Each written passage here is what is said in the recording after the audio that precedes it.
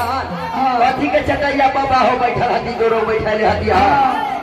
उषा के चटैया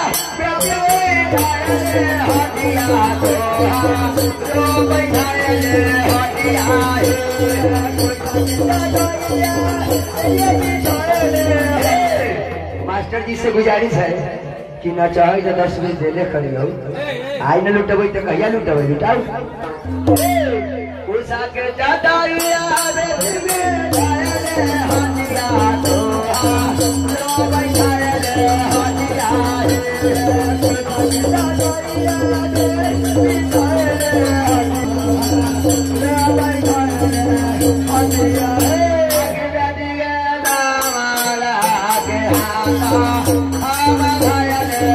देखिए मास्टर जी के लिए रोड से 51 रुपये का पुरस्कार है। बाबा भैया गोरे जयकार रहे जे फिर दू वाला हमसा बिचोड़वा में अब भाई था 100 आदमी दियो ना खाली माटी के मूर्ति है देखेला कही था वैसा भैया जब विदाई के टाइम रहे तो पापा के कहिया हीरावती कन्या अरे बनवा मेरो बना के कोई लिया आहो जानावा मेरो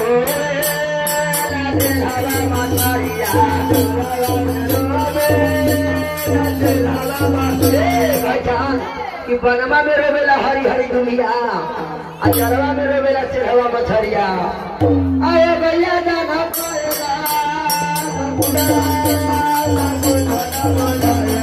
बेटी जाना पाला से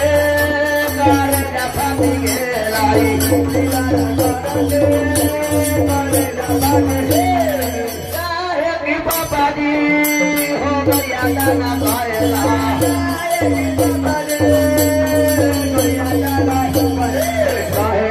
पापा हो गया जाना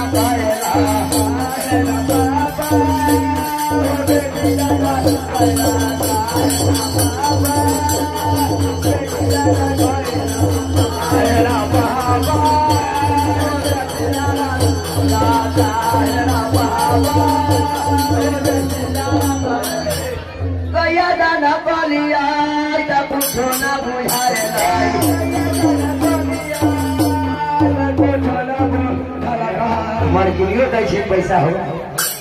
अब बेटी ना ओ मास्टर जी के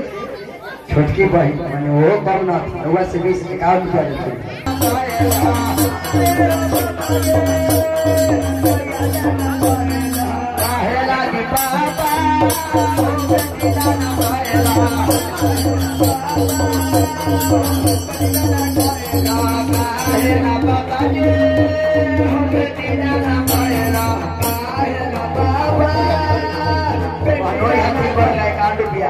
मास्टर जी के साला विंदेश्वर सिंह 100 रुपया माने पैसा के तुम्हारा रखे के जगह ना है कि कुछ हाल बढ़ा बढ़ा के दियो पैसा ओहे समैया में ओना भाव में कहै था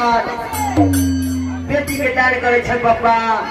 बड़ा वियोग में कहै था कि कहै छ बेटी अपना पापा से की कहैया कोठा बाबू बड़ा बाबा मोरा बोली से हागना ना गाड़ी हो